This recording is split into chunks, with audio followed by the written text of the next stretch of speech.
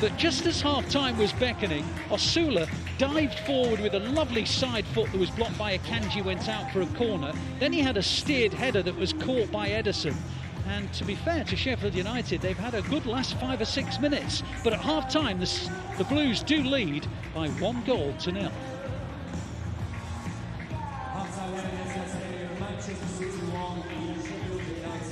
Well, let's go back to the studio where Neil Warnock and Michael Brown are with FG. Yes, thank you very much. Thank you for the great job on comms. Half-time, Manchester City 1, Sheffield United 0. Neil Warnock and Michael Brown joining us in the Matchday Live studio. Let's start with the goal then. The man who had a massive part in 2023 ends the year, Brownie, with a goal at the Etihad. Very fitting, wasn't it? Driving through the middle. I mean, I wasn't sure he was going to be available for the game, but that's what he does. He's growing in confidence now as he drives through the middle. He understands when to go. And it's difficult, isn't it, being the holding midfield player, when to leave that space, when to go and drive through. And as he continues, he just opens up for him. Great runs in and around the penalty area. Great shot right across the goalkeeper. So it was a wonderful opener. But it's slightly been a bit frustrating towards the end of the first half for City. We will come towards the end of the first half in a minute, Neil. I just want to ask you real quick about Rodri. He's so much more than a defensive-minded midfielder, hasn't he? He's really improved going forward and he's added goals to his game. And that was a terrific finish, wasn't it? Yeah, I think he gives everybody confidence around him. And he's that type of player. But Sheffield United would be disappointed. The two defenders both backed off, more or less saying, go and have a shot. And he goes and does that. So, you know, they'll be because they've defended quite well up to then. And they broke when they could. They've had a couple of opportunities, haven't they? So it's not. I can imagine what you'd have said if your defenders had started backing off like that, wouldn't you? Well, they want to come in at half time, wouldn't they? Would to come in at half time. They'd have stayed out the way. Yeah, they would have. Right. I mean, I think it's a good test for Man City, this, because, you know, after being 2-up the last game and then drawing with Palace like that, it just shows you what can happen. They won't be comfortable. I don't think Pep will be happy yet. I mean, he'll be wanting goals. Just got to move it that bit quicker, haven't they, in that last third. So what would you be saying then as manager at half-time if you were in Pep's position? Would you be a little bit worried with the 1-0, of course, albeit with the game against Palace in mind, 2 goals, a 2-goal lead lost? It's not done at all, is it? No, I just think they've just got to move it a little bit quicker in the last third. That's all, because they can keep possession. Sheffield's letting them have it, isn't they, really? So it's just. But when you look at the players they've got, you can see. Like, I think Grealish is going to come up with one bit of magic soon. He's gone inside a lot and then back. He's gone once on the outside to make him think. So I think he will get an opportunity there.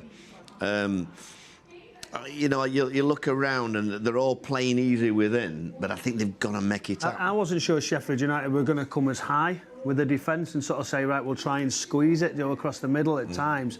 I felt like they would have also always left a bit of space, but they're trying to condense it and maybe in behind a little bit quicker, a little bit more direct to some midfield. I think that's the 2 or 3 times they've tried a little clip ball, haven't they? And it's gone through to the keeper, but it hasn't been far away, that. I think that could be on in that second half. But it just shows you what it's like, isn't it, the Premier League? There's no easy games. There isn't at all. In the last 5 or 6 minutes, we saw that, actually. Brownie. So we saw the block shot from Asola and then a couple of chances for Sheffield United, which it's nice to go in. It's unfortunate from their perspective that they haven't scored the goal, but there's a lot of confidence there to be gained from that, isn't there? Well, we talked about positives for Sheffield United, that they're still in the game, they want to contribute, create chances. They'll be disappointed not to actually get the ball in the back of the net for certain, but I think overall they'll say in that dressing room, look, the chances are there, it's open if we're patient, try and make sure we close it at times, just those little balls in behind. When just need a break, don't we? That's what they'll be saying. They just need a break. Ride the chances, because the header, clinical. They had a great chance from the head. It was a poor header, that. It was a free header, that. Yeah. So he'll be disappointed with that. But the good block by Akanji. Akanji, it was. I thought it was a great block, that, because that's a goal all the way, that. Now, they've got 2 centre-forwards on the bench, Neil. Archer and McBurney. Archer, of course, scored the goal at Villa Park. I mean, is the game plan working as of now with the one player? Of course, they are 1-0 down in this game, so is it a case of just trying to stay in the game and then maybe perhaps we'll see them later on? I think you'll see McBurney and Archer. I think they quite complement each other now. I think you've got to really let Archer run the channels, because but McBurney, he's a tough lad, and he'll get it and hold it and bring people in. But you're not going to get a lot of the ball. But I think it depends how they go. If they avoid. If he'll at 1-0 and not want to make many changes, will he, Brownie? You're stood there now, and you're thinking, right, this is all right. 1-0. It doesn't matter if as long as you don't concede that second goal, you're always within a chance. You're always just giving yourself that little bit of confidence, something to fight for. I think the second goal, I know we've seen against Palace, but that was a real rarity. But generally, you want to keep it to today. that. Will Sheffield United be aware of that, though, the lapse of concentration? No, but they'll say that. And that's the one thing Pep's been adamant for such a long time, and it drives them crazy, is the counter-attack. Yeah. When they're in good positions, that one ball over, that somebody not switching on, whether it's a block, rather so they don't get them behind, because the line is quite high. There has been 2 or 3 times, hasn't there, and it's there, where a better ball might have caused them a bit of problem, because they have got the pace, haven't they, up front? That's the one thing about the lad who's playing Ursula.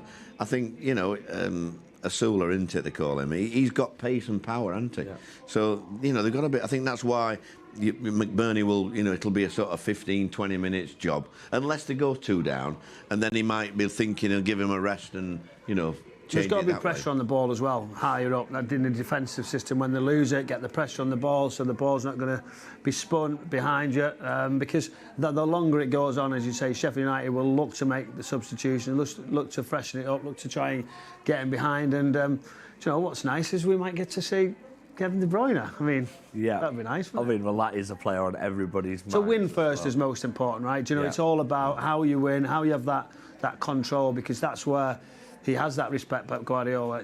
He'll want to make sure he's generally very good at this stage. You were good at half-time without, that were my. One of my strengths. At half-time was the change, the ability to change. Was there? And not many can do that, I don't think. I think Pep is very good at that point. At what point will they bring Kevin De Bruyne on potentially in this game? Or is it a case, of course, the next game is against Huddersfield in the FA Cup? Will he if they equalise, they'll bring him on. Yeah. I think it's the case. If he can get him 10, 15 minutes, just getting him a feel for it, he's in and around the squad again.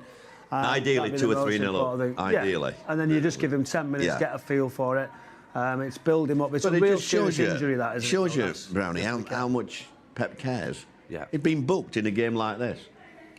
So he knows these are the hardest games, the ones you're supposed to win, and you're supposed to win easy. Like young Morrison, 6-1, didn't he? He's predicted 6-1. They're the ones that are the most difficult at times to get yourself up. Yeah. So he's trying to catch you up on bookings, isn't he, Pep? Yeah. Well, that was my next question, actually. You've had quite a few bookings in your time in the touchline, haven't you? No, not really. No? The rules have changed now, haven't they? They have changed. Literally irregular. Look, we've been asking you guys for your WhatsApp questions, and you have delivered. Neil, we've actually got quite a few questions for you. We'll start with one from Sean. And he says, please ask Neil Warnock who he would love to manage and work with in our current team. I probably know the answer. It's probably going to be a lot of them, isn't it? I would have anybody, any of them here, really. I mean, you've just got to... You've got to build a team like this, but I mean the way they play, Is there one in particular though? Do you know, like you said, David Silva, that you really liked? Yeah. I personally like. I think Kevin De Bruyne. Maybe he's at midfield positions. Yeah. Everything up and back. I don't know if there's one. I mean, it's hard. Isn't it? I like Bernardo. Yeah, I think something's going to happen when he's got it. I think he's waiting to open up now, and I think he could unlock the door. If I'm honest, so it'll be interesting. He's such a unselfish player. Whether you want him to get the ball back, whether you want him to play out wide, whether you want him to play as an 8 or a 10, whether you want him to go one-on-one situations or keep the ball. I think he's brilliant. Pep would not have wanted him to leave the club. Yeah, because he's one of them first on the team sheet. He knows he's going to get 8 out of 10. Sometimes 9 and 10 out of 10, but he's always going to get an 8 out of Bernardo. Now, there was a little moment off camera where you both looked at each other when Edison had the ball, and you said he's some goalkeeper, isn't he? Yeah. I mean, it just oozes confidence. I know he doesn't have a lot to do, but his hands are good. He doesn't give many. He don't drop many silly mistakes, does he? So I just like the way his confidence. His aura. about him. You know, Grobler in my time used to be like that. He used to have an aura about him. And I can only imagine the goalkeeper stroking it across the 6-yard box. She'd be cool. That was my next question. Yeah, what would you feel about playing out from the back? Well, no. What bugs me is with the young managers in particular is they've all got to play out from the back. Well, if you haven't got players that can do it, you can't do it. Yeah. So then you've got to have a plan B. Kick to the halfway line and get a second balls there and win from there. You can't play out when you haven't got the players to do it. It just does my head in, really, the new modern technique. Well, thank you so much all for the question. We've got another one for you, Neil, from David Wilkinson. And he says, you mentioned earlier that you never had the best team. If you were manager of Manchester City, how hard would it be to manage the superstars, especially keeping them all happy? Well, it'd be nice to be stood on the touchline with a cigar in. I've always wanted to have a little puff of a cigar on the halfway line. But no, listen, they'll still get a rollick. One or two of them will get a rollick in this half time. Make no mistake. I wish we could have a camera in the dressing room today, because I don't think he's happy with one or two of them today. And he's a perfectionist. There generally is one, but we tend to see it in clips over time, over like little moments. So we will get a little insight, but I'm sure there's something coming to Man City channels soon for you guys. You need to keep watching for that, don't you? Absolutely. Indeed, we'll leave it on a cliffhanger. Let's get the last question from Noah then, and this is another question for you. And this is, which new Blades player would you like to manage the most out of the squad of Sheffield United players? Is there anyone that you'd like to manage them? Which new Blades player? I mean, I do like McBurney as a striker. He's come, you know, he had a nightmare first season, but I think he's done well. I think he's a grafter, and he's done well in the last few games I've seen him. So I hope he comes on today, if I'm honest, just to ruffle a few feathers. Well, hopefully we'll see Neil Warnock reunited with McBurney, because we want you back in management. We want to see your personality everywhere. It's great to have you here on Matchday Live. Now, we haven't forgotten about the Mystery Blue clue again for you. We promised you a clue at half-time, and we've got another one for you. So we've had two so far. The Mystery Blue scored twice against Sheffield United in his career, which was one of them. The Mystery Blue was the youngest player to play at Wembley for the Blades. And then, finally, the Mystery Blue is closing in on 300 appearances for Manchester City. A quick reminder, the answer will be at full time. Brownie, you're nodding off camera. We'll have a conversation. Are you confident you've got it right? You just have to look, don't you? Remember to share your answers through the WhatsApp. Neil, any idea? No idea. He knows, of course he does. He absolutely, definitely knows. Right, let's talk about the second half quickly before we head back. What do you expect from City? Do you expect them to come out? I think there'll be a bit more urgency. I think there'll be a little bit more urgency from the talk. But I think the United lads will be very, very happy. They'll be saying about, don't let's concede a goal early doors. Let's, everybody stick to the plans. Don't lose concentration. Stay with your man. Don't let, 1-2s. Don't ball watch. All them things, little things they'll be coming up with. Will there be talk about potentially a situation of if they concede that second goal? Will they be talking about that now at half-time? Like, if we concede early, we have to do this, we have to do that? Because No, it'll just be a case of... They'll never give that a thought. He'll just go in positive about, look, we're in the game. We're still in the game. We only need one mistake or one breakaway. And he'll mention Palace. Yeah. Look at Palace, 2-0, just in case they got 2-0. If so, look at Palace. They went right to the end and got 2 goals. Energy levels as well. He'd be saying energy levels. We've got the squad. Just give it everything we've got. We're in it. We've got a chance. It's half-time. Do you know how many people can come here and it'll be 1-0 and have a few chances as well to get an equaliser, especially teams at the bottom of the table? Now, looking at the City bench as well, we've got quite a few players on the bench there. Of course, Nunes, who played midweek. We've got Oscar Bob, we've got Micah Hamilton, Rico Lewis. These players, do you expect any of these to come on, Brownie, from the bench? I think it's tough. I think he won't want to bring on Kevin De Bruyne for too much, or less the game's comfortable. We've discussed that with maybe 10-15 minutes or so. What's the lad Bob like? Oscar Bob's got a little bit of everything. Yeah. I think he's wonderful talent. He's played more games, so he could be one who stepped up and played. It looks like the subs are warming up on the screen that you can see. A little run out.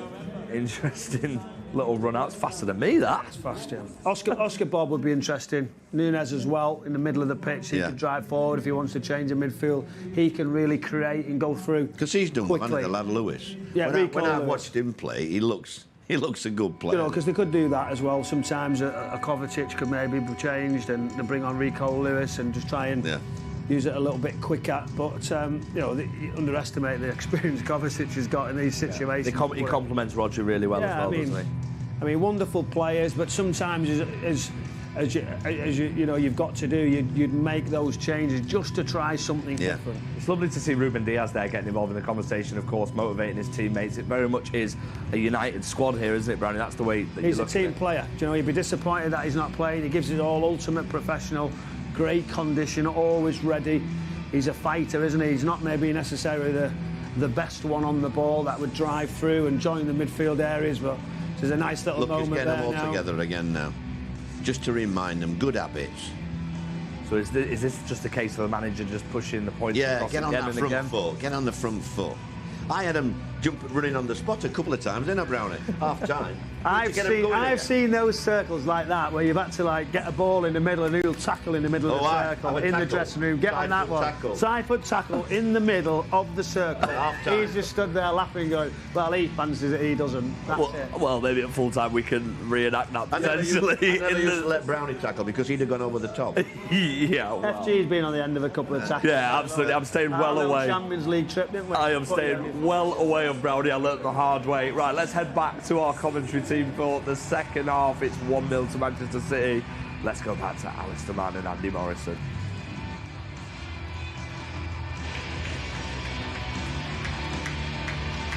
Thanks, FG. So City ahead by 1-0. Here's an alarming statistic for you. The last time City took the opening goal of a Premier League fixture but actually went on and won it was the 4th of November at home to Bournemouth. And equally worrying, the last time City got a clean sheet in the Premier League, and talking Premier